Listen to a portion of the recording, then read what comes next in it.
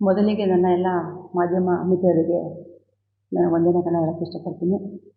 ಇವತ್ತು ಏನೀಗ ರಜೆ ಹಾಕಬೇಡಿ, ನಾನು ರಜೆ ಕೊಟ್ಟಿದ್ದಿದ್ರೆ ಏನಾಗ್ತಿತ್ತು, ಕೊಟ್ಟಿಲ್ಲ ಅಂದರೆ ಇವ್ರು ಏನು ಮಾಡ್ತಾಯಿದ್ರು ಅಂತ ಎಲ್ಲದ ಕಾರಣ ಈಗ ನಾನು ಒಂದೊಂದಾಗಿ ಮಾಹಿತಿ ಪ್ರಕಾರ ಸಂಕ್ಷಿಪ್ತವಾಗಿ ನಾನು ಹೇಳ್ತೀನಿ. ನಮ್ಮ ಏನು ಹಿಂದಿನ ಮಾಜಿ ಅಧ್ಯಕ್ಷರಿದ್ರಲ್ಲ, ಅವರ ಅವಧಿ 2 ವರ್ಷಗಳ ಕಾಲ ಮುಗಿತು.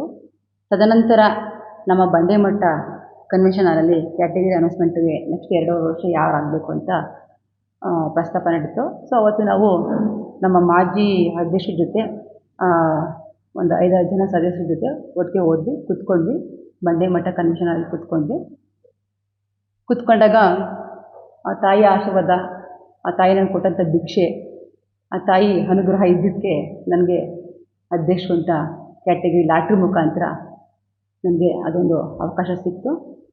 ನಾನು ಇಲ್ಲೇ ಕೂತಿದ್ದೆ. ಸೊ ನಮ್ಮ ಉಳಿದ ಸದಸ್ಯರುಗಳೆಲ್ಲ ಕೂತಿದ್ರು. ಬೇರೆ ಬೇರೆ ಕಡೆಯಿಂದ ಎಲ್ಲ ಬಂದು ನನಗೆ ಒಂದು ವಿಶ್ ಮಾಡಿದ್ರು. ಸೊ ಅಲ್ಲಿಂದ ನನ್ನ ಜರ್ನಿ ಸ್ಟಾರ್ಟ್ ಆಗಿದ್ದು ನಾನು ಹೇಳ್ತಾ ಇದ್ದೀನಿ ಕ್ಲಿಯರಾಗಿ. ಬೇರೆ ಬೇರೆ ಪಂಚಾಯತಿ ಸದಸ್ಯರಾಗಿರ್ಬೋದು, ಅಧ್ಯಕ್ಷ ಆಗಿರ್ಬೋದು ಬಂದು ಎಲ್ಲ ನನಗೆ ವಿಶ್ ಮಾಡಿದ್ರು. ಆದರೆ ಪಕ್ಕದಲ್ಲಿದ್ದಂತಹ ನಮ್ಮ ಪಂಚಾಯತಿ ನಮ್ಮ ಸದಸ್ಯರು ಕೇವಲ ಒಂದಿಬ್ಬರು ವಿಶ್ ಮಾಡೋದಷ್ಟೇ, ಯಾರೂ ನನಗೆ ಆ ಟೈಮಲ್ಲಿ ವಿಶ್ ಮಾಡಲಿಲ್ಲ. ಯಾಕಂದರೆ ಒಂದು ಎಸ್ ಟಿ ಮಹಿಳೆ, ಒಂದು ಹಿಂದುಳಿದ ಮಹಿಳೆಗೆ ಅಧಿಕಾರ ಸಿಗ್ತದೆ ಅಂತ ಸಿಕ್ಕಿದ್ರೆ ಇವ್ರಿಗೆ ಸಹಿಸೋಕ್ಕಾಗಲ್ವಾ? ನಾನು ಕೇಳಿದಿರೋ ಪ್ರಶ್ನೆ ಅಲ್ಲೇ ನನಗೆ ಅರ್ಥ ಆಗೋಯ್ತು. ಒಂದು ಮಹಿಳೆ, ಎಸ್ ಟಿ ಮಹಿಳೆ ಮುಂದುವರಿತಾರೆ, ಒಂದು ಎಸ್ ಟಿ ಮಹಿಳೆ ಅಧ್ಯಕ್ಷ ಸ್ಥಾನ ವಹಿಸ್ತಾರೆ ಅನ್ನೋದಕ್ಕೆ ಅವ್ರಿಗೆ ಎಷ್ಟು ಜಲಸಿದೆ ಅಲ್ವಾ? ಸುಮ್ಮನೆ ಆಗೋಗ್ಬಿಟ್ಟೆ ನಾನು. ತದನಂತರ ಒಂದು 10 ನಿಮಿಷ ಆದಮೇಲೆ ಉಪಾಧ್ಯಕ್ಷ ಸ್ಥಾನಕ್ಕೂ ಸಹ ಅಲ್ಲೇ ಅನೌನ್ಸ್ಮೆಂಟ್ ಆಗುತ್ತೆ. ಸೊ ಅಲ್ಲೇ ಪಕ್ಕದಲ್ಲೇ ಕೂತಿದ್ದು ಸದಸ್ಯರು. ಎಷ್ಟು ಅಲ್ಲಿ ತಾರತಮ್ಯ ಮಾಡಿದ್ರು ಅಂತ ಅಂದರೆ, ನನಗೆ ಅಧ್ಯಕ್ಷ ಸ್ಥಾನ ಅನೌನ್ಸ್ಮೆಂಟ್ ಆದಾಗ ಯಾರೂ ವಿಶ್ ಮಾಡಿಲ್ಲ, ಕೆಲವು ಸದಸ್ಯರು ಮಾತ್ರ. ಉಪಾಧ್ಯಕ್ಷ ಸ್ಥಾನ ಅನೌನ್ಸ್ಮೆಂಟ್ ಆದಾಗ ಎಲ್ಲ ದಡ ಅಂತ ಎದ್ಬಿಟ್ಟು ವಿಶ್ ಮಾಡಿದ್ರು. ಸೊ ಅಲ್ಲಿಗೆ ಅವ್ರು ಎಷ್ಟು ನಮಗೆ ತಾರತಮ್ಯ ಮಾಡಿದ್ರು. ಎಸ್ ಟಿ ಮಹಿಳೆ ಅಧ್ಯಕ್ಷರಿಗೆ ಕ್ಯಾಟಗರಿ ಅನೌನ್ಸ್ಮೆಂಟ್ ಮಾಡಿದಾಗ ಯಾರು ಬಂದು ಅಕ್ಕ ಒಳ್ಳೆ ಕೆಲಸ ವಿಶ್ ಮಾಡೋಕ್ಕೆ ಅವ್ರಿಗೆ ಒಂದು ಮಾನ್ಯತೆ ಇಲ್ಲ, ಒಂದು ಸೌಜನ್ಯ ಇಲ್ಲ. ಯಾಕೆ? ಎಸ್ ಟಿ ಮಹಿಳೆ ಅಂತನಾ? ಅದೇ ಜನರಲ್ ಉಪಾಧ್ಯಕ್ಷಕ್ಕೆ ಸಾಮಾನ್ಯ ಅಂತ ಬಂದಾಗ ಅವ್ರಿಗೆ ವಿಶ್ ಮಾಡಿದ್ರು.